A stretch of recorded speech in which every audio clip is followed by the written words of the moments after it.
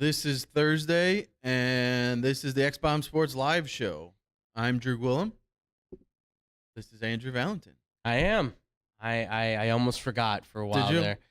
Don't worry, I got you. It's been a long day. I've been doing somebody else's job for the time being, so I almost forgot who I was. But it's okay. I'm here. Wow. So That's nice. It's always great when other people don't like to do their job, so you get to pick up their slack. yeah, well, I get paid for it, so there is a plus side to it. Yeah, I suppose so. I just wish I didn't have to do it. I'm so tired. Yeah. I'm so tired. Well, why don't we get right into it? We can get through the show, and you can go home and sleep. Let's do that. I don't Okay. think I'll probably sleep, but let's do it. Well, I want to do this show. It's worth so, a try. Absolutely. It's worth a try. Well, first off, jumping right into the Chicago Bears schedule. Yes, sir. We are breaking that down for you. Oh my God. Let's see that schedule up there. Yep. All the Chicago Bears 2022 regular season games. Yes, and made by a child, as you can see, which fantastic, by the way. Thank you so much, NFL. Yeah. So first reaction, thoughts after seeing the schedule? Oh man, you know what? I know we're gonna break it down piece by piece. On original, looking at it, I was like, okay, maybe this won't be as hard. I know we're gonna get more into the deep parts of it, but right off the bat, I'm like, this is doable. But obviously, for the Bears, a lot of things obviously have to go right for them for this schedule to actually play out in a better sense than maybe it will. I would say so. I think we have to wait and see what happens with training camp and preseason more so. But on the initial look of what we see with the schedule, I think there's doability there. There's something there that you can say you can come across with a couple of wins, some promising moments. I think your quarterback can play better. I think he definitely can play better in this schedule for sure. Sure hope he does. Yeah, exactly. I think there's a good shot for him to actually show people that he can be that next level guy, especially with this. There's good opportunities for him. Yeah, for me, it's. I hope he takes that next step, despite not really having an offensive line yet that you're very unsure of, and not having enough weapons. Yes. So it's going to be tough to see if he can overcome those obstacles and still succeed. If they can get to a point where they're 5-6 games, but Fields still looks good, I'll be happy. Yeah. Oh, yeah. Absolutely. That's what you want to see. You want to see the progress. I mean, this schedule, I think, spells perfectly for progression in this team, right? You've got certainly some tougher opponents that you're going to have to face, in that schedule. You've got the easier ones that you should be able to kind of, not to downgrade them or anything, but you should be able to beat up on them. You should be able to put some numbers on. So you should be able to have the confidence boost, the progress, be able to see how you match up with the tougher teams right now. So I think this is a good schedule for the Bears, honestly. I think this is a perfect fit for what you want to see from them. I think they're hoping they lose every single damn game. So, but there's always a plus side to that. You get the number one pick. Absolutely. Well, we're gonna find out right now. Yep. What Andrew and myself think of this schedule going week by week. Absolutely. We're gonna start with the first 4 weeks. Yes. Okay. Opening game. Yep. Week 1 versus San Francisco. Oh man. It's tough because obviously it's going to be the battle of the draft picks in this one. There's a lot of Lance. unknowns still with some of these teams, who's their starters going to be. Throughout the whole roster on both sides. I will say this for the 49ers. Trey Lance, obviously, right now, he's projected to be the starter, although everything I keep hearing is that the coaches are not very impressed with Trey Lance. So there is, I think, an opportunity for the Bears if this defense, which I've seen the videos and stuff in camp, looks like Kyler Gordon's catching on pretty well. Brisker looks like he's going to be pretty solid. So if that defense is going to be pretty redefined with those rookies, there's a good shot for them to actually take over and maybe be those playmakers potentially. I will say, though, I think this is probably going to be a loss, though. I just think it's going to take them a while to get ready. It's the first game. The Niners defense is really good. We know that. Shanahan's a really good game manager. He makes adjustments. It's Eberflus's first game. I'm thinking the 49ers win this one. Yep, I'm with you on that. They're just you look at the teams, they have more talent. They're overall a better team. Right. Offense is just night and day, way better. Yeah. All the way around. Even with Trey Lance, Absolutely. they still have a guy who can run the football very well and is very capable of doing that while still having Deebo Samuel, a solid running game with Elijah Mitchell, and who knows who else might come up. Maybe Trey Sermon might have himself a year this year. God, please no. Like they just need somebody else to emerge out of that team. Again, there's some more uncertainty there. Right. But as far as the rest of their receiving core goes, having George Kittle, like, they have guys that are above and beyond anyone that the Bears have. It's all going to come down to Trey Lance at this point for them. That's like the big key question. And I even wonder if he's actually going to play the full game. At some point, if they're maybe losing this game, do they then pull him if Jimmy Garoppolo is ready to go? I don't know if he actually Jimmy will Garoppolo be, may be starting the week one. He might be. They may just say, we're going to go with him and let Trey sit more. So who he's knows? Not ready. Which will say a lot more for San Francisco. We will find out. Yes. But, yeah, I have that as a loss, too. And just... Starting out just excellent. Yeah. Excellent. Week 1 against a tough opponent. Week 2, they get to travel to Green Bay. Yeah. And pretty sure we know how that one's going to turn out. The loss. Listen to this, though. It's going to be a loss, but maybe by like only 6 points. I don't know if the Packers will be the same team that they were. Obviously, losing Devontae Adams, going to be a lot. But I will say it's probably going to be a loss. But I think the Bears can at least hang in there with them. Rodgers is good. We know that. We know he can be a game changer.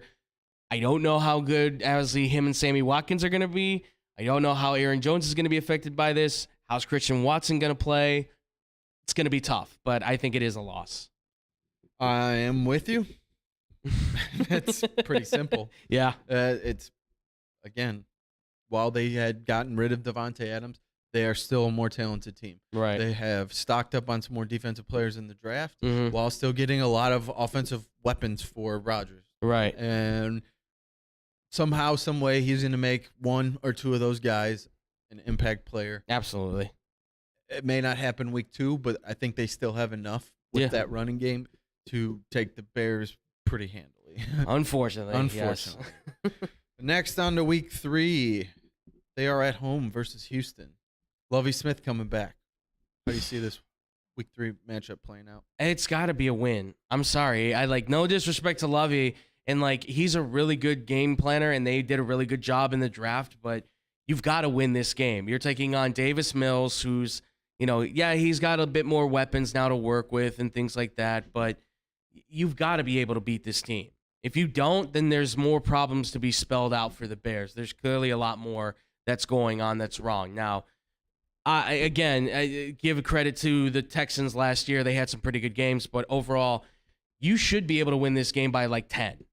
Honestly, you should be this is where Justin Fields should have a 300-yard game, 3 touchdowns, maybe run one in and for good measure, something like that, right? This should be the game where he kind of really pops. If he can do it in Green Bay or San Francisco, that's even better. That's against better competition. But this should be the game where it's okay, start building his confidence. Let's see him as the starting quarterback. Let's see him get comfortable. Let's see him feel like he can be the guy against at least the lesser teams. So I hope you're right. I think they can get a win here. Yeah. I'm with you. They have definitely gotten more talent on this team. Right. Having those first-round picks, being in position to say, we're going with this third-round quarterback that we drafted last year. Right. We feel he played well enough. He deserved the shot to see what he can do with more talent around him. Yes. Still, Brandon Cooks is a better wide receiver than anybody the Bears have. yeah, that's a problem. As far as the running back goes, we have the edge there. Mm-hmm. I don't think they necessarily have the best offensive line either, so that'll give our defense a chance to get home against a quarterback, which would hopefully that happens too. Hopefully they're able to take advantage. Yeah, young defense overall now. I mean, Laramie Tunsil and maybe that Kenyon Green are the only 2 guys you're going to have to worry about. Otherwise, they don't have. Yeah, they really don't. The Texans don't really have anybody protecting Davis Mills, so you should be able to get to him a couple of times. Along with one of the worst defenses in the league last year. Yes. So this. Honestly, I truly feel this game could go either way because I just think that both teams are very bad. Are going to be very bad, but I think the Bears should still win this game. Right. All right, week 4, they will be traveling to New York. How that would be the New York Football Giants. How do you see this one going? All right, so this is where I don't know why the football gods are somehow going to make this happen. There's something about New York, the Giants, and the Washington Commanders. Obviously, we'll get to them here, but between these two, it's if you beat the Giants, then I feel like they lose to Washington. But if they lose to the Giants, then I think they beat Washington. I think they should beat the Giants. I don't know why they can't beat New York. I don't know why that's a problem. Obviously, Saquon might be healthy. I don't know how good Daniel Jones is. Obviously, we're going to see with him and Brian Daboll working together now. They obviously they did a good job in the draft. They got they got an offensive tackle. It's going to be a problem. They got a defensive end. They got a lot of offensive line help in this draft, which is exactly what this team needed. Absolutely. So I predict that this team should be better. I do think the Bears can win this game. Again, I'm saying probably this one's going to be like a 3-point game, but I think this is where, again, Fields should be able to take the advantage over the Giants being kind of the lesser team at this point. Are they, though? I think so. I mean, they did well in the draft, okay, and I give them props on that. But okay, I feel like Daniel Jones is still a liability for them in some way. So, but Brian Daboll's a good offensive-minded coach, so maybe I'm overlooking or maybe I'm just making up for the fact that I wish he was in Chicago rather than in New York. There's always that possibility. So I'm not going to say Daniel Jones is going to turn it around this year. Right. Now he has the opportunity to. Mm-hmm. He has more protection. That's one thing that he needed most of anything. They have tons of talent out there. Yeah. They need guys to be healthy, and this being a week 4 game, there should be no reason why a majority of these players aren't staying healthy. Right. Through 4 weeks. Absolutely. So with that, I think especially the offensive scheme that Daboll's going to throw in there, he's going to put him in good position. You saw what he did with Josh Allen and what he was able to do. I think you're going to see a lot of those things. Right. And again, they have more talent than the Bears do. Even with Saquon's injury, right, which I think a full year removed from that and coming back for another season, better offensive line, I think he's going to have a better year. Okay. He's still better than the running backs that the Bears have. They have better wide receivers than the Bears have. Yeah. Defense is where it comes down. It's a little tricky because they got rid of Bradbury. Yes. Who was a big piece for them on defense as a lockdown corner on the one side. Absolutely. That's where it could get tricky, but again, the Bears don't have the weapons to really take a ton of advantage there. Yeah. I hate to say it. But I think the Bears in New York lose this game. I mean, listen, man, you're being honest, and that's what's most important. So, I mean, as long as you're being honest with yourself. It's hard to say. For me, overall, yeah, I think the Bears are going to be last in this division. Okay. I think the Lions are going to be better than them this year. There's a very distinct I think the possibility. Lions could be around a 500 team. Okay. As long as Jameson Williams can get back fine and start playing and play like he can. Mm-hmm.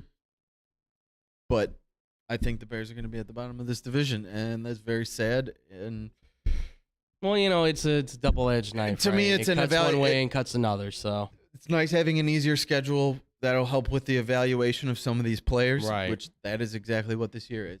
Yes. Evaluation year. Evaluation time, folks. We're going to find out who this new regime likes, who this new regime wants to build with. And it could get sloppy. Yeah. And there could be a lot of new faces next year. I'm excited to see it. Yeah. All right. Next, we are hopping into the next 4 weeks. Just kind of hoping to be an average type of team at this point. Yeah. I don't really have them. There. Okay. But we're going to start with week 5. Yeah. At Minnesota. Another division game. Team that doesn't really scare you, but the Bears don't scare anybody either. Well, Justin Jefferson scares me. Well, that's That scares me. And a healthy Dalvin Cook scares me as well. Yeah. Kirk Cousins kind of, does not scare you. He's too middle of the road at this point. I do think they lose. In Minnesota just because it's in their stadium, it's in the dome, right? There's speed on the field. I love Jalen Johnson to death, but unfortunately, Justin Jefferson is very, very good. Yep. I mean, even on a down year he had last season, he was still extremely good. So I think that this is going to chuck up to a loss, I think, unfortunately. Yeah, I'm with you. Minnesota, while doing some very weird things in the draft, still had some very talented, very talented weapons on the offense. Yeah. Might be getting Irv Smith back at tight end. Yep. If he can actually be a piece is yet to be seen. One of the best running backs in the league, one of the best wide receivers in the league. Absolutely. And then still to pair him with Adam Thielen, who's a very, very good wide receiver still. Still a very solid pass catcher, yards after the catch guy. He's a great player to have on your team. Absolutely. Tough as hell. Yeah. We'll get out there and play through injuries. You saw it. You see him going out and testing an ankle. Right. And re-injuring it and still trying to get back out there. Yeah. So I think with them adding new pieces to their defense, making that a little better, as vanilla and Wonder Bread as Kirk Cousins is, I still think they are the better team overall, and that's going to show, and they're going to beat the Bears. And this is also two rookie coaches. You got to remember too, because Kevin O'Connell is a new head coach in on it too. So we'll see how it looks. I assume the offense will take over for Minnesota. Could you imagine if they would have stayed, took Jameson Williams, Adam Thielen, Justin Jefferson, Dalvin Cook? Maybe then that comes back to bite them in the butt, because they better hope then that Justin Jefferson's a real deal and Adam Thielen doesn't get hurt, because I'm pretty sure Osborne's good, but I don't know if he's 99.9% sure that Justin Jefferson's a real deal. Yeah, I would say I can attest to that, folks. As an LSU fan, I can attest he's the real deal. So. Well, okay. Congratulations. I don't got a lot to cheer for them. All right. Are you going to congratulate the Bears on Week 6 versus Washington? Again, this all depends. I think if they beat the Giants, then I think that they lose to again. I don't know why that is. It just feels like football gods will affect that way. And also, too, Washington did improve, right? I mean, they did. Whatever you want to think for Carson Wentz, obviously, is he the guy? Probably not. Most likely not, right? He's not going to be the guy for the long term. He's not the guy for anybody, no. I don't think. But I think he can be a stable starter for them. He can give them a better starting quarterback than Taylor Heineke, whatever people want to think or not. Pairing him with a solid receiver, one of the most underrated guys in Terry McLaurin. Now you give him another solid receiver in Jahan Dotson. This team, and if Logan Thomas is healthy now too, and you can get Gibson and McKissick coming, I mean, this offense now looks very good. And let's not forget the defense is going to get back young. They're going to get back their star defensive end. They have all these key pieces that they have now on defense they can work with Ron Rivera. I think they get outmatched. I think they get outcoached. I think Washington can probably win this by double digits, honestly. I don't know about double digits, but okay. I'm still with you on Washington winning this game. Yeah. I think a healthy they've had a pretty good defense, and that's with injuries. Yeah. So they took a downslide last year from the defense they had the previous year, but absolutely getting everyone back healthy, new players, new faces, they still have better offensive weapons than the Bears. Absolutely. Terry McLaurin is a very, very good wide receiver. Yes. Better than anyone the Bears have. Mm-hmm. Jahan Dotson's going to be a very nice piece for them. Yes, they have other guys. Logan Thomas is a very big weapon for them over the middle if he can stay healthy. Again, Week 6, the players should overall be fairly healthy. Right. Yeah, I think they just have better pieces and are, while looking dysfunctional at times and the organization being very dysfunctional, overall the talent kind of weighs out here. They're kind of coming back. Yeah. They're coming back in a small sort of way. Put it that way. Yeah, so I have that as a loss as well. Next, Week 7, traveling to Bill Belichick's New England Patriots. It's going to be an L. Yeah. It's going to be a fat L because Belichick is amazing. I also think, too, Belichick knows that there are some limitations to what Mac Jones can do, which is fine with him because that means he can refine the offense perfectly for him. I don't know if their draft made them any better. I really don't know that, obviously. Yeah. But I don't think they really even care if it was like made them better or not because I think they know that they are good enough to make the playoffs. They did. You know who does think that the draft went well Which is, and made them better? Bill Belichick. Absolutely. Well, of course. He thinks he's a genius, right? Just like a certain genius from a certain school. Yeah. Who he's friends with. But we'll get to that later. I'm biting my tongue right now. But this is going to be a loss. I mean, this is going to be a bad loss, I think, too. I think this is where Fields, I think, needs to step up. I think this is where he needs to really show some good stuff. I don't think it's going to happen, though. This team is just really solid across the board. The Patriots, again, they're coming. They're figuring things out. Even losing J.C. Jackson, I'm like, well, who's the next corner that they're just going to find and just come out of nowhere? So, and they drafted some. Yeah, and they did. So I'm sure it's going to be one of those fifth-round picks or whatever they just found out of nowhere. That'll just be an amazing shutdown guy. That's usually how it works for Bill. God, it's so unfair. Yeah, and it's unfair that the Bears are going to most likely get a loss here. Yeah. And that's where I have them as well. Overall, better organization, better team still. Still better weapons. It just never stops. They're the evil empire for a reason, folks. They never stop. Yeah, even had such a tough division now. Yeah. Lots of teams improving there. Yeah, it's on to week 8. The Bears travel to Dallas, to Jerry's world. Is Jerry's Dallas Cowboys going to beat the Bears? I think so. Yeah. I think so. Look, I think Dallas does have some dysfunction going on within itself, but I got a feeling Dak Prescott's gotten comfortable with CeeDee Lamb. I just don't know about Ezekiel Elliott. That's my biggest question mark. How good is he going to... Like, everybody thinks he's going to return to, like, greatness. But I don't think that's going to be the case. I think he's going to be better, maybe, but I don't think he's going to ever be the same Ezekiel Elliott we've seen before, obviously. But they're thinking, like, he's going to be back 1,500 yards, something like that, like 12, 13 rushing touchdowns. And I don't even know if he'll hit that, unfortunately. I think they're committed to Dak being the guy, and I think they'll beat the Bears pretty handily, by the way, too. Yeah. I think they'll beat them pretty handily. Yeah. I just don't know if Zeke will be an X factor in any of this. And I think not having him may give them a better chance. But Dak is just, no matter what you want to say about Dak Prescott, folks, he is a good quarterback. He is. Or a very good quarterback. I don't think he's great, but I think he's at least in that very good to good range. And that means he can win you games. I don't know if he can win you a Super Bowl. I don't know if the Dallas Cowboys will ever go back to a Super Bowl because I'm convinced that Jerry Jones sold his soul for those 3 in the 90s.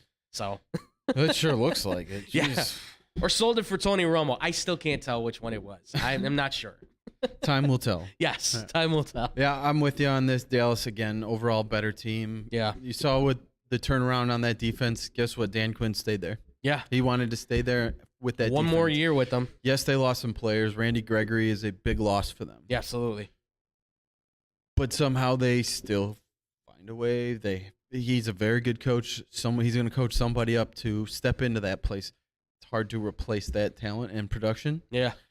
But I still think that they're going to have overall very good defense, and we know basically what we're getting with that offense. Right. I know they lost some weapons too, but still better weapons than the Bears have. Better team overall. Loss for the Bears. Yeah, absolutely. All right, on to the next 4 weeks, and it seems to lighten up a little. Yeah. Here in the next 4 weeks. We'd like to see some good things out of them. Absolutely. In this 4-week stretch. Starts out tough, for me at least. You're not going to think so because you hate Tua. I don't hate the kid, okay? Gmail us at XB Sports Official on why Andrew hates Tua. Okay. We probably already know why. Bobby Bonilla, do I hate Tua Tagovailoa? What is it? Do I hate him? Yeah. Well, we'll see. Yeah. He does. I don't know if I do. Bobby Bonilla will let us know if I do hate. I don't know which one will say if I hate him or not. I guess smile would mean that I hate him. You Frowny hate will Luka mean Doncic. I don't hate. Why do I hate Luka Tagovailoa. Doncic? Where did that come from? That was last week. That was last week. People never forget. What did I hate for Luka Doncic? I hated on Luka Doncic. Go back and listen to the episode. Okay. All right. I will have to. All right. But anyways, yes, Miami is still a way better team. Yeah. Than the Bears are. Yes. This should be a blowout. It should be. Big time. It should be. They have improved their running game. Mm-hmm. The weapons speak for themselves. But how do you see this one playing out? I do think it's going to be a loss. Take it easy, everybody. I still don't know where Miami. I think there's going to be a lot of questions on where Miami's at this point. I mean, look, we're talking week 9, right? That's kind of the halfway point of the season at that time. So where Miami will be at, do I think they'll have a winning? I think they may have a winning record at that point. It just all is going to depend on how that offense is going to function, right? It's all going to depend on how you get the ball to Tyreek Hill. And I think they'll be able to win. I think Mike McDaniel will find a way to be able to beat them. Maybe that'll be the little momentum they possibly need. This is a new team. We have to remember that too. As much as the Bears are a new team, this is a completely new team for Miami. It's a good-looking team on paper, obviously. The execution's obviously going to have to come from, Tua and the running game and the defense as well, because now you have an offensive-minded guy taking over. So I think it is a loss. I think the Bears can at least keep it kind of closer, maybe like a 3-4 point differential, but do you know who's on this offense? Well, yeah, I know who's on this offense. Do you know who's on this offense? I know who's on this offense. I also know who's quarterbacking this offense. Oh, yeah, because he hates Tua. I don't hate Tua. I just think he's got. I think he's limited as a playmaker. Hates him. God, it's not hate. It's my personal opinion. Don't attack me for it, even though I know everybody already does. So I wish you didn't have so much hate. I'm still giving the Bears a loss. I'm being realistic on this. Am I not? The world will go on. I promise. Oh my God. All right. You know what? Okay, my turn. Don't need to hear it. Yeah, Miami just they've had a good defense for a very long time. They had 2 very, very, very good corners. Yeah. And they're still there. They didn't go anywhere. That defense hasn't changed much. No. There's not much change there. Almost. But that offense has changed. Right. Improvement on the running game. Mm-hmm. Improvement in the receiver court. Absolutely. When you have Jalen Waddle already and you add a Cedric Wilson and a Tyreek Hill to that, that's scary. I don't care who the quarterback is. They're going to get him the ball. It may not happen all the time. Obviously, Tyreek Hill is not going to have the same situation that he had in Kansas City. Exactly. Right. That's understandable. But all it takes is a little screen pass, and between Jalen Waddle or Tyreek Hill, either one of them could take it 75 yards for a touchdown at any point in time. Very true. Any point in time. So I think Miami's going to win, and I think they're going to win big. Okay. It was another loss for the Bears. Absolutely. Week 10. Looking good right now, folks. Very, very poor. Yeah. Win-loss ratio I have going right now. Yeah. Week 10, they take on the Detroit Lions at home. Kneecap biters. Yes, the kneecap biters. I think that Detroit will have more wins than they did last year at this point. Yes. I don't think they will win this game, though. I think the Bears can win this game. It is in Chicago. It's at home in Chicago. So I think that the Bears can easily, at home, get the advantage. They can take control of it. I think Fields can have a good game. I mean, let's be honest. That defense for the Detroit Lions has certainly gotten better. They got a very good pass rusher that's going to put some pressure on him. But I think Fields can take advantage of the fact that this is going to be the first time Hutchinson sees him. So it's going to be a good opportunity. Well, maybe not really the first time he sees him. He saw him when he was at Ohio State, and he was a youngster at Michigan breaking into the lineup. So, but he's going to first time ever as a pro. So I think this is a good chance for the Bears to take advantage, get themselves a solid win, get a chance to be able to kind of, again, boost confidence, get yourself moving in the right direction. Yeah, I'm with you. I think at this point, week 10. Yeah. They should definitely have Jameson Williams by this point. I would think so. And might have some struggles, but this one's so tough. I'm going to give it to the Bears. I think they can take one of these games, the one at home especially. Yeah. So I'm going to give them the win, even though I think Detroit could be not rolling, but they could start getting the ball moving. They could be looking pretty decent by this point, especially on offense. They could get that engine running. Yes. As long as their big-time playmakers can stay healthy. Absolutely. DeAndre Swift, TJ Hawkinson, and we know what some of the young receivers they have running out there, along with Jameson Williams. Yeah. This could again go either way, but I'm going to give the Bears the victory just because they're at home, and I mean, hopefully they're showing something by this point. Yeah, this could be a fun game. This could really be a very fun game if everybody's clicking and rolling at this point. If the Bears can figure out how to play offense, I think both offenses could be a high-scoring game. Yeah, absolutely. On to week 11, they travel to Atlanta. How you see this one going? Well, they better win this one. Yep. Sorry, David. Sorry, David. Yeah, sorry. Sorry, I'm not sorry. I just don't. He's more David Dykstra. He's more confident in Marcus Mariota than I can ever be. I'm sorry, I can't do it with that guy anymore. As a play action guy that can run the ball occasionally and make plays with his feet, yeah, he's really good. The short intermediate passes, he's going to be solid with it. So Kyle Pitts and Drake London on those short passes, absolutely. But when he needs to throw the bomb down the field, that's where I think guys like Brisker and Gordon and Johnson can take advantage of getting interceptions. And Eddie Jackson, because he's been known to throw kind of more of a nose up, lob the ball kind of rainbow pass instead of a straight line, 50-yard, hang your clothes on the dryer line kind of thing, right? He doesn't really throw a straight line fastball. He throws more of like a curve ball up into the air. So the Bears should win this one. I think they should be able to win this one pretty handedly. Certainly. Atlanta's defense is on the rebuild at this point. I don't think they're winning anything handily. Well, I just say that because their offense versus their defense should be able to do so. Like Darnell Mooney should be able to have some sort of field day. So I'm thinking, yes. Let's see what you did there. Thank you. As long as, of course, they can get AJ Terrell on the mismatches, which is going to be tough because AJ Terrell's a solid corner now. Yeah. So that's going to be like the telling point, but they should be able to beat Atlanta. Yeah. While he's a very good corner, Atlanta overall, not a very good team. Plus they have Ryan Pace. Okay. Due to that fact, Ryan Pace bringing in all the garbage that he brought to the Bears, how are you gonna take him? How are you gonna take that? I can't. I can't either. They should beat this team. Yeah.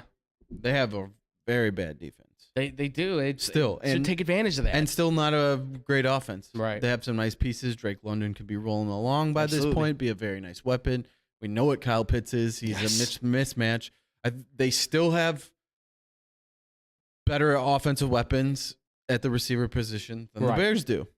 But still, overall, as a team, I think the Bears are better and are going to get a win here. Absolutely. All right, Week 12, the Bears go back to New York, but we'll be playing against the new-look New York Jets. This is tough. I don't think it's all that tough. No, it is, honestly, but it isn't. It's tough because obviously on paper you want to say, yes, they got better. Certainly you would think. I think the Jets will improve this year. Let me be frank with that. And I know we're going to get more into obviously the teams and things like that. But I do think the Bears can win this game. I think, again, this can be another win that they can pretty much take if they want. Like, they just have to execute properly. I mean, and let's not forget, too, David Montgomery's still on this team. Khalil Herbert's still a part of this team. If you use those guys properly, you can win some of these games, like against Atlanta, who has no run defense, really, other than Grady Jarrett. And you can really double-team Grady Jarrett and just open a hole at that point. That's saying, obviously, the offensive line does make improvements. I think the same thing can be done for the Jets. Jermaine Johnson's going to be tough. Tevin Jenkins is going to have some testing to do on that one, or Larry Borum, who is ever going to face him. Quentin Williams is like a non-factor at this point. I don't even think about him any much as a defensive player that was like a top 5 pick anymore. He's just a non-factor at this point. It's all going to come down to stopping Zach Wilson and what's been an incredible draft for them offensively. They've got some really good. Garrett Wilson's going to be a hard kind of shut down. But I think Jalen Johnson can do it. Yeah. The guy that scares me, obviously, is Ahmad Gardner, Sauce Gardner. Yeah. That guy is a freak of nature athlete. That guy is an extremely intelligent player. He knows how to play corner better than most others, and he's only 21 years old. Why couldn't you just move up in the draft? No, okay, but it's fine. It's fine. I think they can win this, though. I think they certainly can, but I think this will be like one of those ugly wins, unfortunately, I think, for the Bears, possibly. See, Granted that there might be a lot of ugly wins. I do not think they're going to win this game. Really? I do not think they're going to. Okay. I think the Jets are going to be more improved than you do. Okay. I think they got a lot of draft picks, a lot of players this year who they can start immediately or are going to have an impact immediately. Yes. Again, on the offensive side of the ball. Right. With what they had, and you saw some flashes from that new talent last year, and now you just added a bunch more. Right to it. And having a defensive guy as your head coach while they weren't very good at all last year on defense, they had their moments. They played better than maybe what the numbers would say at times. Yeah. And I think that can be better this year. Adding more talent, 2 first-round defenders. Yes. One who fell far, who was projected to be taken a lot sooner. Projected at one point to be like a top edge rusher taken. So exactly, and they got him late in the draft, late in the first round. They got a lockdown corner who, guess what? Again, there's not very many weapons on this Bears offense. Mm-hmm. This guy as a rookie could easily lock down Darnell Mooney. Yeah. If he's playing against him. Right. Depending on where they put Mooney. Yeah. But I think this is going to be an improved Jets team, and by week 12, they should have kinks worked out, and they could be rolling along a little bit as well. Okay. I'm not saying I think they're kind of slightly ahead of Detroit, but on that same path of we're getting a lot of big-time talent in here now with these first-round picks, and we're on the way up, not the way down. Okay. So I'm taking it as a loss, unfortunately. Oh, jeez. Lost to the Jets. All right. The last 5 weeks. Oh, man. Okay. This one's going to be tough. A rough one. They have a very, very tough final stretch here. Yes. Starting again, week 13 with Green Bay Packers. I think we can pretty much say this is just going to be a loss because of what we've already said. Yes. Doesn't matter what field they're playing on. No. He owns Green Bay. Karen Rodgers owns Green Bay.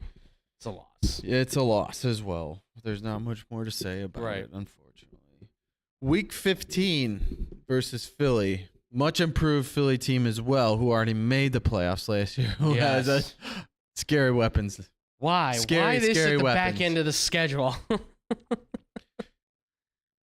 How do you see this one going? I think it's a loss. Eagles got better.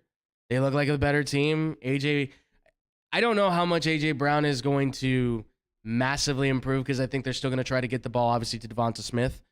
But I think you could have easily could be 2,000-yard wide receivers, double-digit touchdowns, like totally downfield threat, can play every part of the ball. I mean, they still have Dallas Goedert.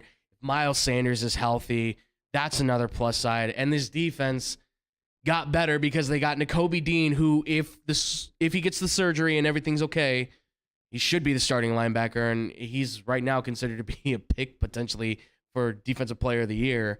And Jordan Davis is going to probably be splitting time with Fletcher Cox to give him a break. And we see how he's a massive athlete. He's an incredible player at the defensive tackle spot. So I think they get beat down, honestly. Yeah. I think they just I really think that this could be a good matchup for Fields versus Hurts, but it's only if the Bears receiving core goes like they have to shoot upwards. They have to play way. Cole Kmet has to be like over the their next heads. Great tight end. They have to play way over their heads. Absolutely. Yeah, I'm with you. I'm chalking a loss. Philly got better all the way around, both sides of the ball. Must be nice. Tons more talent than the Bears. They would dream for talent like this. Oh, absolutely. So yeah. This one's going to be an easy win for Philly. Yeah. Another loss for the Bears. And then we get, and by the way, in between there, week 14 is the Bears bye. So they finally get a break. They get a chance to take a nap before they get their butts kicked again. We get a break. Yeah, and guess what? Christmas Eve, we have to watch our Chicago Bears get their asses kicked by the Buffalo Bills. Why is it Christmas Eve? At home. Why is this at home at Christmas Eve? This doesn't make Christmas better.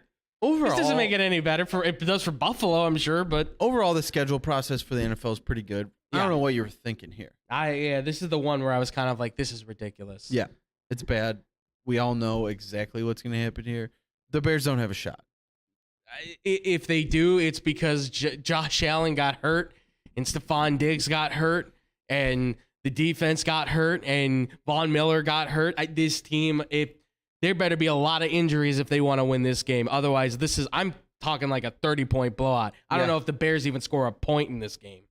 I'm serious. I don't even know if they can kick a field goal in this Enjoy your pissed off Christmas. Yeah. Anyways. Screw you, Santa. Yeah. Okay, coming up next, we have week 17 at the Detroit Lions. This is the one I think they lose. Me too. I think they lose this one in Detroit because at this point, Jameson Williams should be back. Definitely rolling. Yes, in a dome. Jared Allen's cooking with him. Amon-Ra St. Brown, who I can't forget about. Like, he will probably be it's gonna be a scary combo right there. Not to mention TJ Hawkinson, who's like, I feel like I'm 110%. Oh, good. And the season hasn't even started. Wonderful. So it's a nice change. I think Dan Campbell, I think this team is going to be rolling at this point.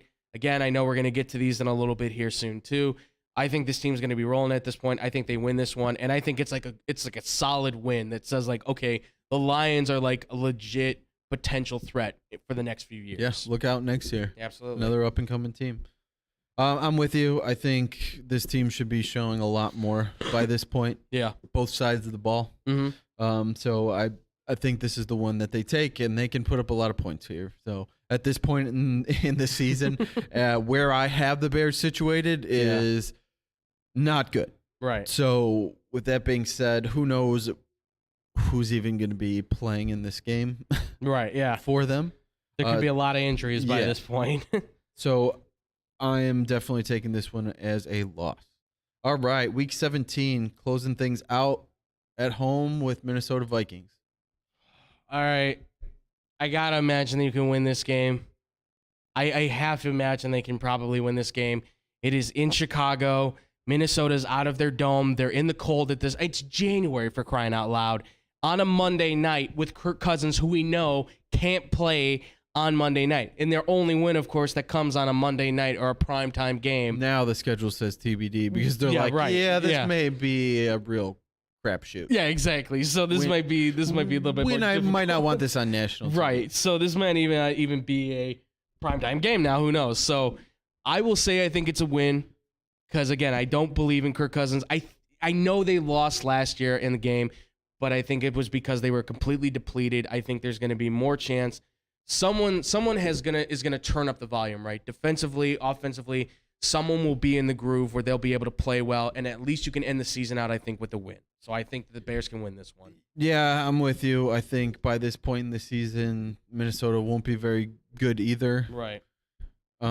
They won't be really playing for anything, so who knows how it plays out. They're gonna play hard, play their way through, but yeah, Minnesota, I'm not sold. They have some very nice pieces on offense, but I'm not sold on them. I think the Bears can get this one at home. Yeah.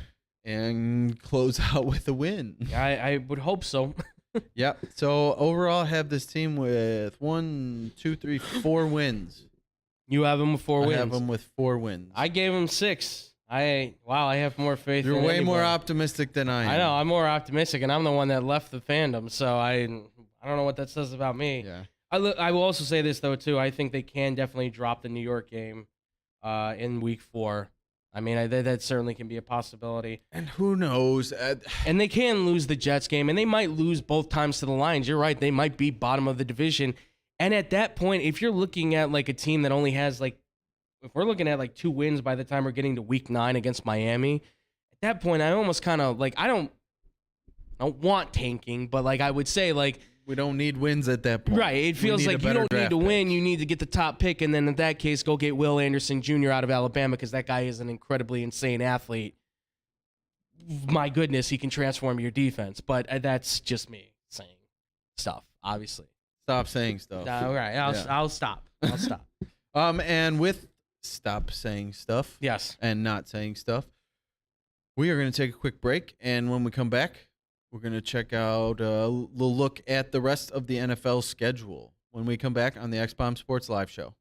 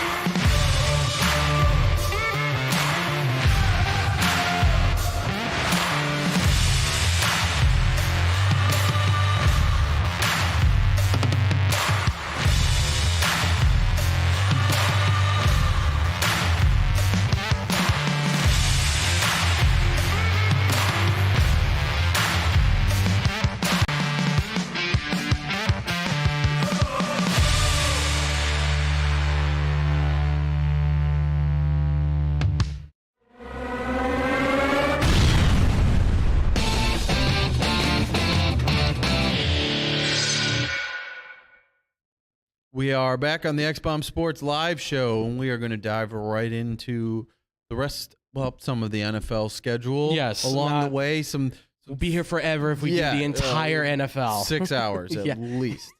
So we're just going to go through a few hardest, weakest, some shockers maybe. Yep. Through the schedule and see some things that we like, don't like. Absolutely. Let's get right into it. Let's do it. All right. The NFL schedule. We've got the Los Angeles Rams, Arizona Cardinals, Cincinnati, Tampa Bay, San Francisco, and Kansas City. Out of these teams here, some of the best teams in the league. Yes. Right? How is there any team in there you think one of these top teams are going to fall? Think any of these teams are going to just be above and beyond the rest? I'll bias these aside, of course. Absolutely. Okay. I'll bias these aside. I do think that the Tampa Bay Buccaneers, I know their schedule right now, they're going to be playing against a lot of very tough teams. I think they may actually drop in this one for the strength of schedule. It might be a little bit easier for them now, especially since Brady's back. So it might not be as complicated as maybe they want it to be. The Rams, I don't know like if they are really truly like the hardest schedule, because it's tough to tell, because how good is Arizona? Where is San Francisco at, right? Like you look at that division and you think, well, that's got to drop them. Like Seattle, there's no way like Seattle's a threat to them anywhere, right? Right. So I don't know how to. I feel like Arizona might be the hardest schedule actually of them. Cincinnati, I think, will have a hard time. I mean, Baltimore is back to health, right? And Cleveland and Pittsburgh are the only two right now in that division. Like, we don't know what they're going to be. Obviously, Kenny Pickett seems like he might be pretty decent. We don't know what's going on with Cleveland right now. I know Watson met with officials. Nothing's been said yet, but he did meet with officials to kind of talk about what's going to happen and what potentially could happen and all that stuff. So, but I don't know. That's the thing. So I think Cincinnati may not have as hard a schedule as we think. So I think Arizona might be the one right now that I would probably say, if anybody, has probably the harder schedule.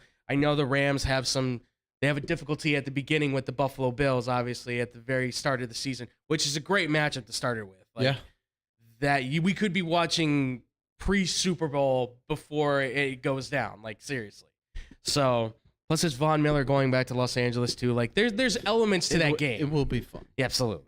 But I do think that Arizona might be the toughest schedule on there right now. Of these top five, I would say the one that probably has maybe the least to worry about. I would probably have to say that doesn't have the toughest would be Tampa Bay. I just don't think Tampa Bay maybe has as tough a schedule as they want to pull.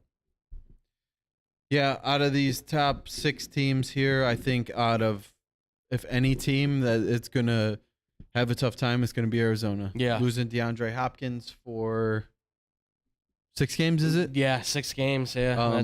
That's a big loss. Whew, man. They played without him for most of last season anyways, right. And they didn't fare very well. Right. Okay. We saw what happened, how they started to how they finished, okay? Yes, they made the playoffs, but they didn't make the playoffs. No, they made the playoffs, but remember, they looked terrible in it because they looked awful. As we can't forget, obviously, when Kyler Murray has his back turned to him, he's just got to throw the ball up in the air for maybe what is the easiest interception return for a touchdown ever. Yes, so they have a long way to go still, I think. I think out of these teams here, San Francisco, with their quarterback situation, might have some trouble definitely early on. Absolutely. Unless they start Jimmy Garoppolo, then you know what you're getting with them. Right. And they're not going to have any problem with the Bears. Either way. Right. So exactly. I'm interested to see how Kansas City does with a tougher schedule and losing their top weapon on offense. Yeah, that is gonna be interesting for them, because obviously their division got tougher. Got tougher. All the way around. I have them as like my question mark. Like, I don't know where they're gonna be at, because it is still Patrick Mahomes. They have Travis Kelce. They have their offensive line. Their defense is still pretty decent, and they clearly upgraded as well in the draft and free agency. So I feel like they could still be on top of I still have them on top of the division myself, but it is going to be interesting to see what happens against Las Vegas and obviously Los Angeles and Denver and all that. See how all these new look teams yes. come out and start playing. Because absolutely. this division is so good that losing early and losing a handful of games or taking 2-3 losses in a row or 2-3 losses in a 4 or 5 week stretch could mean the division for you. Absolutely. So it's win early and continue to win in this division or you won't make it. Yeah. So LA for me is like, they may have the toughest schedule, but they're the reigning champs. Okay, for a reason. And look at their roster. Yeah, I mean, geez. It's ridiculous. And they always, well, not having first-round picks left and right, they still happen to find guys, and they become find money. I don't know where the money is at. It's LA. Yeah, right. Exactly. They grow it on trees there. But yeah, so as far as that goes, those are my just few that I think might struggle and might do well. Question for you. Mm-hmm. Do you lift, bro? Do you even lift, bro? I do. It hurts sometimes, though. It truly hurts. Well, the next stretch of teams we have going here, the next stretch of strength of schedule, we have, these are the bottom of the list. Yes. This is the bottom of the list. These are the bottom feeders for the week. 31, Dallas and Washington tied. 30, we have Philly. 29, New York Giants. 28, Detroit. Bottom with Detroit at 28. I know I'd keep talking about Detroit. I want to know. Because I think we're going to be in agreement on this. Like they may have actually the best schedule, because if I'm not mistaken, I think the Thanksgiving game and like one other Thursday game I think they play, and that's it. Like they play no primetime games. There's going to be no huge focus on them on the national side whatsoever. So they can just cruise along, basically, and just plot their way out, essentially, against their team. They're playing a lot of easy-to-beat teams. They have a chance to actually get these rookies in a groove. I mean, we're talking like Aiden Hutchinson might be like a favorite for Defensive Player of the Year because he might be able to get to the quarterback a lot. Jamison Williams might be able to pop open a lot. Amon-Ra St. Brown might be able to take that next level. Jared Goff might actually look like a Pro Bowl quarterback. I know it sounds crazy, but I'm saying he looks like Swift can stay healthy between rushing and receiving, he can have a monster year. Absolutely. And they still have Jamal Williams too, so that's another weapon they have. This team is primed, I think, to have a strong season. I agree with you that they think the Bears will be at the bottom of the division. I didn't want to say it then, but I'll say it now. I think this Lions team can go like 9-8, maybe 10-7.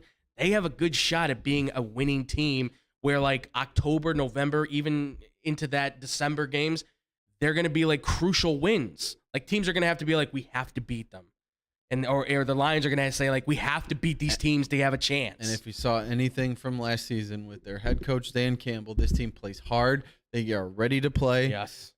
And they're there to fight week in and week out. They were one possession away in like 6 or 7 different games from winning. They beat the hell out of this Arizona team last year. Yeah.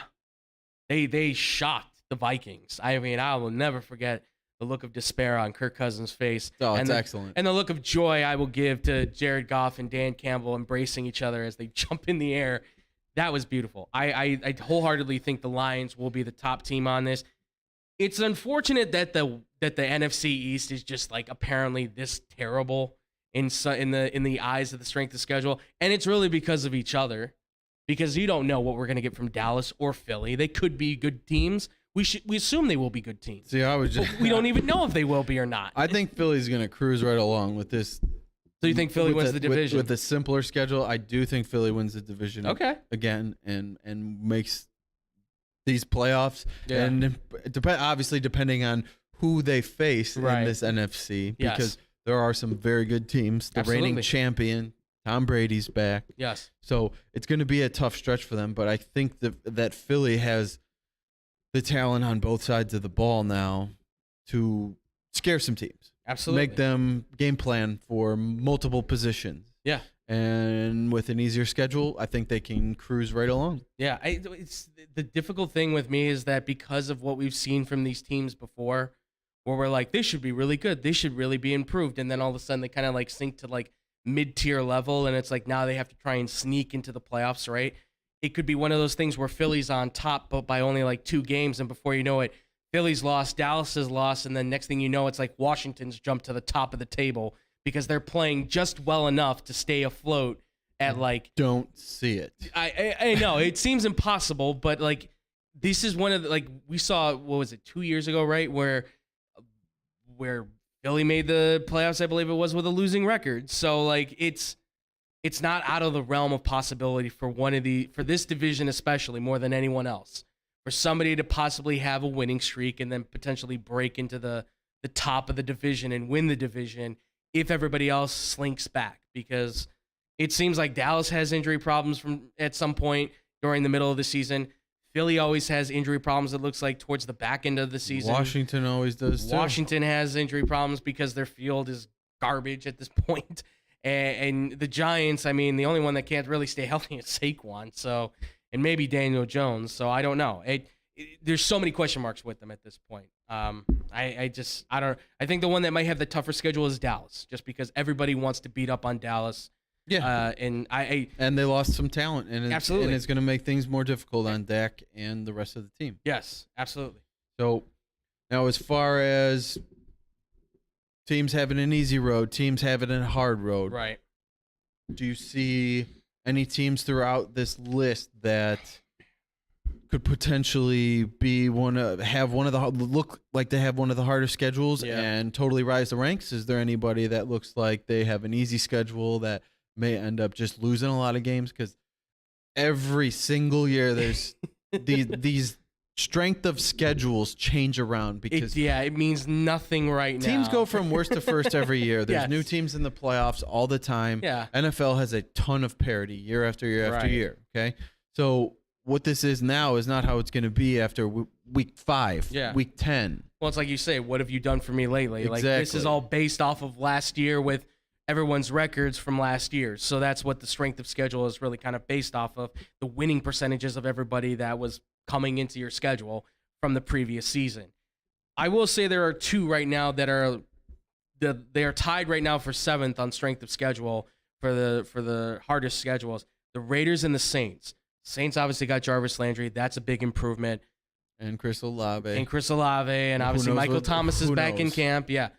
And Alvin Kamara looks like he'll be okay. He'll be there in camp. So I don't believe the hype that Drew Brees will go back to New Orleans. I don't think that's the case. I don't think so I know either. David was pushing that a lot. I don't think that's why he left NBC as an analyst. I think it's just because he's not. He got fired. Yeah, he's not they very. Didn't want him anymore. He's not very good. He's not very good, and not only that too, but I think he's got a lot of family. So, and I think his arm wasn't very good. He couldn't throw the ball downfield at all. He was a dink and dunk kind of quarterback, which you can to the extreme. This offense can still work for him if he wanted to play, but I don't think he wants to play anymore. No. But with this team, I think they have a good chance to possibly have their schedule be a lot easier than maybe it looks like, and the Raiders are too, right? The Raiders made a huge upgrade with Devontae Adams. You're pairing him with his best friend in Derek Carr. I think things will be a lot easier, a lot smoother with them. They got better overall. They didn't get worse anywhere. They just got better. And that's important to note, that team, this team was still trying, from what I understand through the rumor mill of the NFL, they were still chasing Stephon Gilmore to see if he wanted to join the team. Can you imagine if they would have had Stephon Gilmore on that team right now? That would have been unfair. They probably, at that point, I have to favor them probably to win the division. So I think the Saints and the Raiders are going to be my teams that have the hardest schedules that will actually be easier. As far as the teams that have the easier schedules that will be harder, I got to say the Dolphins. I really do. The Dolphins are going to be one, and I think the Ravens might even be one that have a harder time with their schedule too. Because now I think a lot of people, listen, Lamar Jackson's a really good player. I know everybody's going to say I'm hating on him. Whatever, shut up. It just comes down to that I think people are starting to figure out how to contain him more. Watch those Bengals games. They swept the Ravens last year, and they did a really good job containing him, even though he didn't throw a single interception. But they stopped him from running the football, and they made him try to throw, and that's how they beat him. So I think the Ravens will have a hard time. And plus, you got to see how everybody comes back from their injuries. They had, 21 injuries, right, last year? Like, I don't know if that's the case. And again, the Dolphins, yeah, I know I'm picking again on Tua, but whatever. I don't think he's going to be that good with this offense. I have a hard time believing that he will fit the needs of what the Dolphins can do. That's just me. Yeah, I mean, I'm with you on the Raiders. The Raiders for sure. I think they have, while having a tough schedule now, they have improved their team incredibly. Yeah. and while still making the playoffs last year. Right. So I think while them having a tough schedule, they're going to play above and beyond what that is and what that says because they have a very good team. Yeah. So I think you have your normal teams that, have a tough schedule who are just good teams and going to be better. But of course, the Raiders have improved a lot. And while having a tough schedule, I think they're going to play above and beyond that. Absolutely. And as far as teams that have, I think the Packers have an easier schedule, and I think they're gonna have a tough time. Still. Yeah. Still think they're gonna win the division, right? And it's not gonna be that difficult, but I feel like the loss of Davante Adams is a big deal. Yes. I think who knows. It's hard to say whether their offensive coordinator was really doing much, right, or if that was just Aaron Rodgers. Yes. So I think between them, the Titans having an easier schedule might have a tough time. Losing A.J. Brown, having a new rookie wide receiver. Yes, they got Robert Woods, who's a very good player. Right. But getting Treylon Burks implemented into the offense, right, first year, it might look a little rough for them. I think that's the other one. I think the Titans are going to have a harder schedule as well on that. I think Ryan Tannehill is going to get replaced by probably week 6, week 7. Malik Willis steps in. I think they don't exactly make improvements, but I don't think they're beating the Colts. I don't even know if they can beat the Jaguars both times. I don't even know if they can beat the Texans both times, to be quite honest. Sorry, Derrick Henry's really amazing, but that's about it. That's all they have at this point. They better hope Robert Woods and Treylon Burks can really be the dynamic duo. Otherwise, it's going to be a tough one. I think they can do good things, but I think they're going to have a little tougher time than maybe what they had hoped for. Yes, more 9-8, 10-7 than 12-5 and winning the conference. Yeah, I'm kind of with you there. Yeah, I think the Colts are going to kind of run away with that one. Yeah, they're right now they're tied for 26 for the easiest schedule. They may have the easiest schedule by its all time. Improved so much. They're going to be scary. They're going to be scary. Alex Ballard, you are a magician as a GM. I applaud you, sir. I hope this Eberflus thing works out. I'm counting on you. Well, I don't know whether you're going to applaud when we come back or okay, we just got our answer. I got things. His head dropped and we got a deep sigh. But we're going to talk about two old men arguing with each other through microphones when we come back on the X-Bomb Sports Live show. Hey, watch your mouth. Why? I'll just put a quarter in the swear jar. Once it's filled, we get a Coors party after work. I've been drinking Coors since my college days. The cold draft taste, the second stuff. Yeah, worth a recorder, am I right? You know it, mother. Hey, you get those reports done? Yeah. No. You, sir.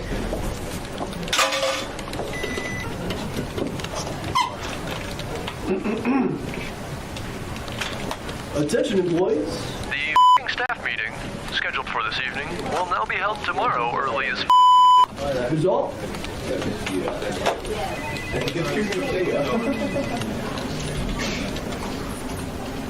Dudes, we're only 75 cents short.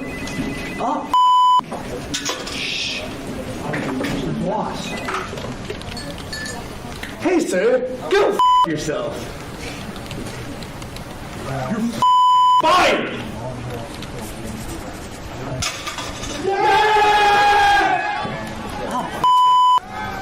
I still get beer.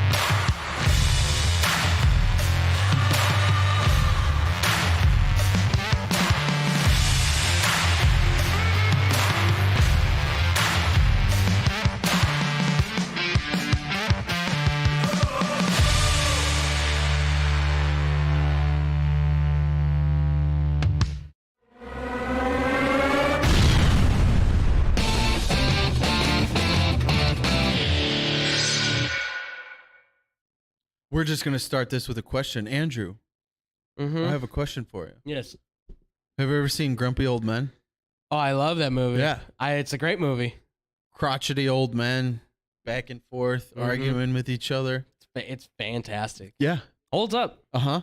This was pretty fantastic, too. We had two grumpy old men arguing with each other about So NIL rules Yeah. and paying players. Alabama head coach Nick Saban calls out Texas A&M for buying players for 2022 recruiting. We have a little video set up for you to listen to and watch what Nick Saban said about Jimbo Fisher and Texas A&M. I mean, we were second in recruiting last year. A&M was first. A&M bought every player on their team, made a deal for name, image, and likeness. All right, we didn't buy one player. All right, but I don't know if we're going to be able to sustain that in the future because more and more people are doing it. After hearing this quote from Nick Saban, what was your initial reaction hearing this and thoughts on is this true, is this not? Okay. I got to preference this, of course. I understand there will be a lot of people that probably think I'm biased because I am a fan of LSU. I understand that completely.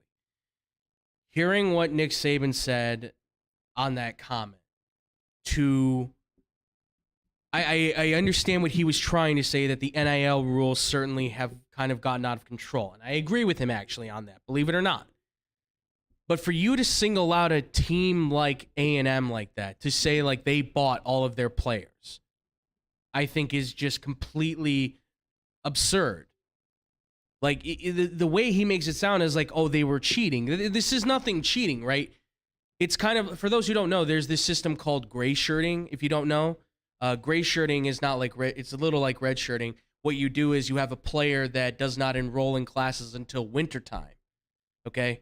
So he waits till the winter to enroll in school, basically giving him an extra advantage for years. Which, by the way, who took advantage of a lot of, oh, that's right, Nick Saban, right? Kind of scuzzy, but not illegal, right? Nothing illegal about it. You can do that. The NIL rules have basically opened it up where, yeah, you can basically kind of pay a player in a way. Essentially. It's scuzzy. It doesn't feel right? It's a little odd to feel like you're giving this high school kid a lot of money, but there's nothing illegal about it. There's nothing wrong with that, right? There's nothing that says that they could not go out and say, hey, by the way, we've got this X amount of, of dollars for you in the NIL. I do think that you have to put on like some sort of restriction, like freshman year you don't get paid, and then every year you're on after that you can make your NIL money or something like. You have to find a way, I think, to be able to kind of regulate the system because it is wild, wild west right now, right? Like the update that I just saw was that Jordan Addison, who was the top receiver at Pittsburgh with Kenny Pickett, who was kind of being talked about as being a 7-figure athlete as he's going through the transfer portal. He just committed to USC. No number has been discussed on how much possibly was given to him, but I can only assume that being in Los Angeles, California with USC was probably a lot of money. And to hear him say those kind of things to me just blows my mind. But they got a lot of top recruits, right? Texas A&M got a lot of top recruits, and I think this is Nick Saban kind of a little bit jealous that he wasn't the number one recruit. You heard him. He's like, they were number 2. They were number 1. We were number 2, right? To say that you didn't do anything, like you weren't vying for their talents either, I feel is ridiculous because there's no way that you weren't trying to price match them somehow. Like, you can give me all you want that, oh, but Bama doesn't have to do that. Yeah, but they probably do. I know how that's going to sound. I know people are going to take that a different, wrong way and all that stuff. But don't tell me that don't peel my leg and tell me it's raining, essentially. Okay? Really. I don't tell me that you're doing it. Hold on. Yeah, exactly, right. It's raining. It is, yeah. So of course, yeah. I didn't know it could rain inside. You're peeing your own pants. Yeah, I didn't know that. I think it's ridiculous. I think it's absolutely ridiculous that he can even try and make some sort of claim like that, but I'll leave it at that for Nick Saban. Yeah, I'm kind of with you on that one. How the hell do you know? How the hell do you know? Why are you I'm sorry, I didn't mean to. Why are you calling out a guy singly like that? Why would you do that? And I know he's since apologized, but come on. You don't do that. Because he's a crotchety old man, and he feels like I didn't get first, so I'm mad. Mad Nick. So I just think, I get it. You've been a coach for a very long time. You're a very well-known and respected head coach. Mm-hmm. To think that they're not doing these same things is crazy. There's so many teams that are doing this now because it's easier to get away with, and there's ways to do it where people aren't causing too much concern about it. Exactly. Or not getting after them too much about it. Yeah. So, but for him to say this and just think like, oh, I know this is happening. You don't know a damn thing. Right. You don't know for sure. Did you witness it happen? Right. I mean, unless you have some sort of evidence that you can show to us, I mean, it's your word against his. Exactly. So, well, on the other side of this, we've gotten an angry Jimbo Fisher. Yes. Okay. He denies playing, saying Saban thinks he's God. Mm-hmm. Okay. Kind of seems like Saban does think he's God. Yeah. But he was speaking at a press conference and he responded to Nick Saban, and we have a video for you to listen to as well. A reputable head coach could come out and say this when he doesn't get his way or things don't go his way. The narcissist in him doesn't allow those things to happen, and it's ridiculous. But when he's not on top, and the parity in college football he's been talking about, go talk to coaches who coach for him. You'll find out all the parity. Go dig into wherever he's been. You can find out anything. And it's a shame that you got to sit here and defend 17-year-old kids and families and Texas A&M because we do things right. We're always going to do things right, but we're always going to be here. We're doing a heck of a job. These coaches have done a great job. Our players have done a great job. The whole organization of recruiting people. It's despicable that we got to sit here at this level of ball and say these things to defend the people of this organization, the kids, 17-year-old kids and their families. It's amazing. Some people think they're God. We built him up to be the czar of football. Go dig into his past or anybody that's ever coached with him. You can find out anything you want to find out, what he does and how he does it. And it's despicable. It really is. And it's a shame we have to sit up here and have this conversation about things we do. And it's personal to us? Yes, it is. It's personal to A&M. It's personal to our players. It's personal to our coaches and everybody involved. And I know the guy. Know him really well. It's amazing that we're allowed to do those things. It's really despicable. And I hate it for our players who are coming here, who did things the right way, have done things the right way, and will continue to do things the right way. I apologize to you that people insult you publicly the way they're doing it. And our fans, I apologize to you guys for people saying those things about Texas A&M. But promise you this, there are no violations. There are nothing wrong. It's the second time we've had to do this with grown men who don't get their way and want to pout, throw a fit, and act up. Just go ask all the people who work for him. You'll know exactly what he's about. I always said this. My dad always told me this. When people show you who they are, believe them. He's showing you who he is. A couple of things, Jimbo. First of all, have you had any contact with Nick since? No. Oh, he's called. You just didn't take the call? Not going to. We're done. And he shows you who he is. And then I just wanted to. He's the greatest ever, huh? And then I just wanted when you to. got all the advantages, it's easy. Wow. Wow, he's mad. He is. I love Jimbo Fisher so much. He's so pissed. He is so mad. Oh, my God. I love this. I love this. Sick and tired of Nick Saban. Oh, yeah. He's done. He said, we're done. We're done. What's your reaction to Jimbo Fisher's response? I don't blame him. No. I don't blame him one bit. I would be upset too. You called out my program, which is basically you calling out Jimbo Fisher in person to say like, oh, you basically cheated. He didn't cheat. Yes, again, it doesn't feel good to pay these kids, right? It's not the way that you want to see it done, but it's the way things get done now. It's the way things happen. You want to know how many top recruits they got? They got the number one wide receiver, the number one defensive lineman, the number one player in the nation also, as well as the number one defensive lineman, one of the top quarterbacks, a bunch of the top corners, a bunch of the top receivers. They got all of these 5-star, 4-star kids that are probably going to be elite talent at one point or another when they get to when they start really producing at A&M. And the only reason, again, that Nick Saban is probably upset is because they were fighting for these kids.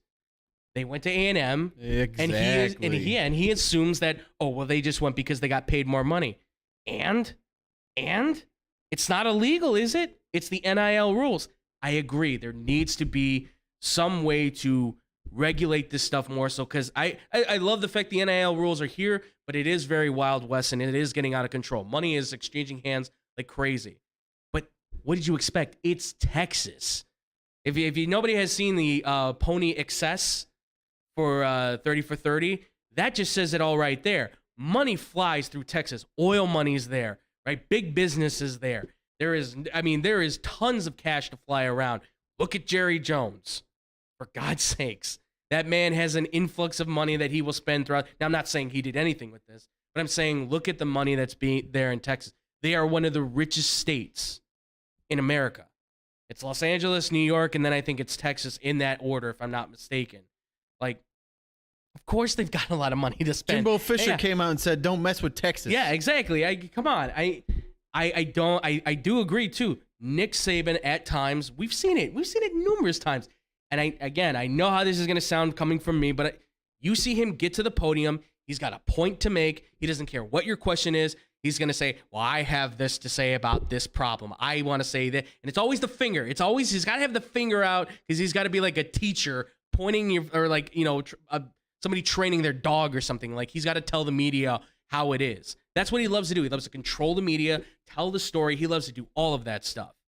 And this is one of those situations where now, because he decided to open his mouth and say, well, who's going to touch me? Jimbo Fisher fires back, and now he's going to issue an apology being like, look, I shouldn't have singled him out. I shouldn't have said those things, but you did, didn't you?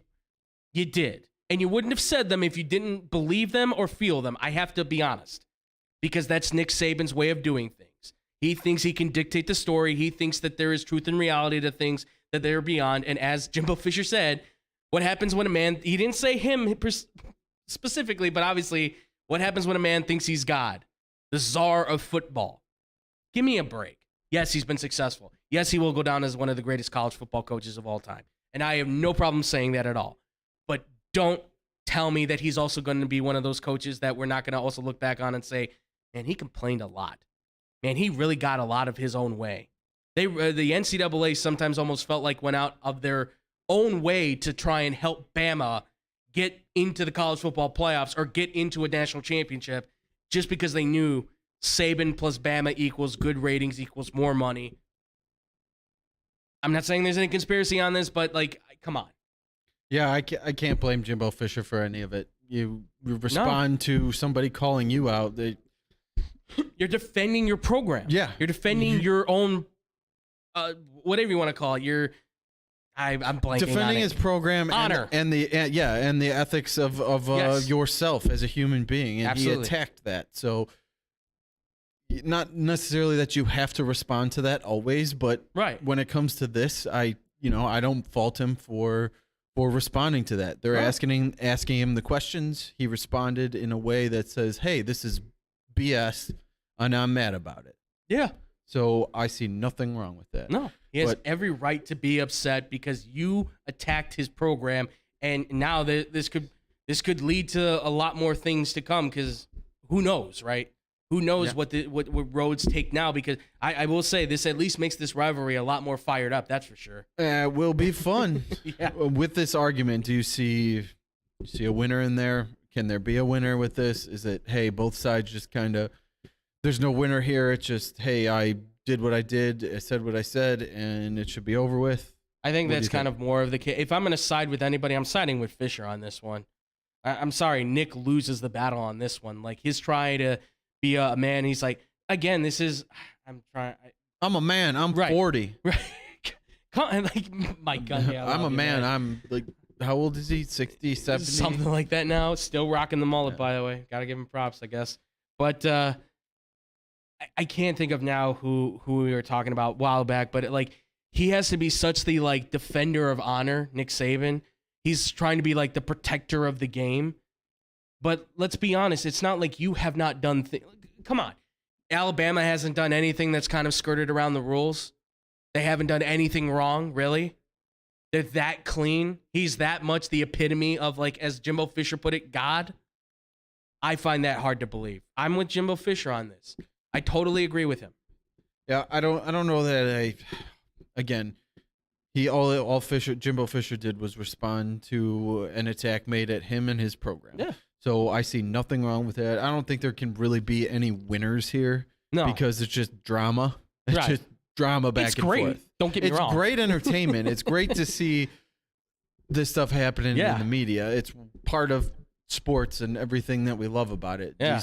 These two attacking each other verbally, so that way when the game time comes, they're going to be attacking each other, and then both sides are going to be really amped up and ready to go. This game's going to be amazing now. So I can't wait. It'll be a lot of fun. I don't really see a winner, but I fault Nick Saban for coming at them like that and singling them out for no reason when they have no proof of it. Yeah. And nothing that Jimbo Fisher really did wrong in this situation, but respond to what was said about him. Yeah, if he would have just said, like, the system I think is broken, we need to fix it with NIL rules. If you would have just stuck to that, even if you just said you know who they are, they're writing about them and all that stuff, like how he started his whole thing was like, you know who they are, you know who they write about, all that kind of stuff. If you would have just kept it at that and not gone after A&M, singled them out, this wouldn't have been that big of an issue. Because then you go, well, who's he talking about, right? But as soon as you say A&M was number one, as soon as you said that, you are immediately attacking that program and Jimbo Fisher and their honor and their ethics and all that stuff. Can't have it. So do you think with them calling out, Nick Saban calling out Texas A&M for this, do you think that the NCAA could investigate either Texas A&M or Alabama and see if any of this debauchery was going on? Because I was thinking about this a lot. Like, could this lead to obviously maybe some sort of investigation happening for? It could certainly. I mean, the NCAA is investigated for less, right? We've seen it many a times. You have peanut butter? Oh, yeah, can't have right. peanut butter. Yeah, right. I think this could. I think at the end of the day, what'll happen is probably both coaches get fined or something for having an argument within the media, which to them is nothing, right? They're making millions of dollars. It won't be a big fine or anything like that. But it could open up the door to say, okay, well, let's see if there is anything wrong. At the end of the day, though, Texas A&M, even if they did give money to these kids, there's nothing wrong with it. It's the NIL rules. There is that fine patch where they can work on and provide the stability to these players through NIL rules, right? Yeah, I think a lot of boosters in certain areas of this, they toe the line with it, and they are as close to jumping over that line as you can get. But again, if they can do their investigation if they want, but how much are they really going to find? Yeah. So I think they might look into it, but I don't think it's anything big is going to come of until the NCAA cracks down on the NIL rules and puts some sort of regulations, which I know they're working on right now, to try and deter boosters and all this stuff from packaging things up into NILs, which is clearly just a bag of money in some rate going to them. Until that can get under control, this is going to keep happening. And Nick Saban can't. You can say all you want that you don't like this, but let's be honest, you're probably taking advantage of the system too. You took advantage of the transfer portal, didn't you? And you've been pretty critical, and people have been pretty critical about the transfer portal being chaotic, right? Again, Jordan Addison just joined USC. You got a problem with that? Probably, right? Because what'd you get? Oh, you just got the top running back, one of the top offensive linemen, a top wide receiver, a top defensive lineman, a top safety, top corner. You got a lot of top players, didn't you, from the transfer portal? Did you do that because they want to be at Bama? Was there other stuff involved? So ask yourself that. Time will tell. Yeah. But guess what we have no more of today? Time. Because we are out of time. And we had one hell of a show, I think. Absolutely. It was good. A lot of information to throw out there. So between scheduling and this nonsense here, I want this nonsense. Keep it going. I want Mike Gundy in this thing. I want Mike Leach in this argument now. Oh my God, Mike Leach would be amazing. Yeah. God, the man that said let's just have 64-team college football playoff. Let's do it. Come on. Yeah, that's a little insane. But that's why I love Mike Leach. He's so good. Again, thanks for talking sports with me. Absolutely. We always have a great time doing it. Yes, sir. Tell everybody where they can listen to you, hear you, and find you. Well, obviously, you guys can find me at The Fluffy Guru on Twitter, but you guys can mostly find me at Boom Crew Captain on Instagram. So make sure to go follow me there. Also, too, obviously, if you want to listen to me anymore, I'm going to be right here on X-Bomb Sports, obviously, every Wednesday and every Thursday, 5:30 to 6:30 or around that kind of time zone. So keep that in mind. And I usually host, and if not, when Drew's hosting, I'm co-hosting with him. And you can also find me also on Blow the Whistle as well on the radio side. You guys can check me out there too.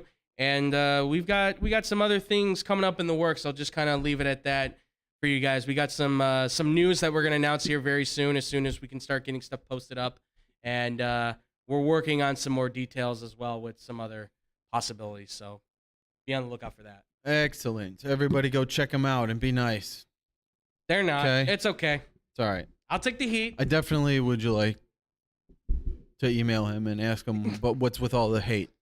About Tua and what's with all the hate in your heart? Where'd the hate for Tua? Luka come from again? I hated on Luka. Go back, listen to the show. All right, you'll I'll have see. to go back. But you can find me right here on Wednesdays and Thursdays, hosting on the X-Bomb Sports Live show, or you can check me out at Instagram at d.gwill25 and Facebook at Drew Gwillem. Now here we go. Ready to roll. Check us out on our Facebook page. We are streaming live from there right now. Yes, sir. We have updates, all of our old videos, anything good we want to throw on there, we will throw to you. Check us out there and on YouTube as well. Our shows Wednesdays and Thursdays. Time zone of 5 to 6:30. We're right around there. Yep. If you would like to check out our social media, X-Bomb Sports on both Instagram and Twitter. Check us out there. Send us some messages. Started throwing some more up there on Instagram today before we promoting the show. So we're going to be doing more like that along the way. So check us out there, and hopefully we'll have some good stuff for you there. Questions, comments, xbsportsofficial@gmail.com.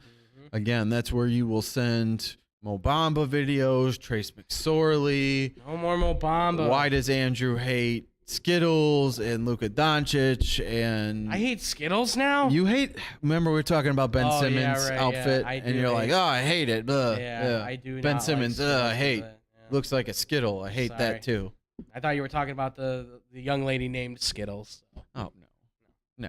She's a precious joy. But yeah, check him out or send him all those delightful emails he loves to read. I'll take them on, folks. Bring it on. No more about mustard though. That's sick. They're sick. You're sick. Okay.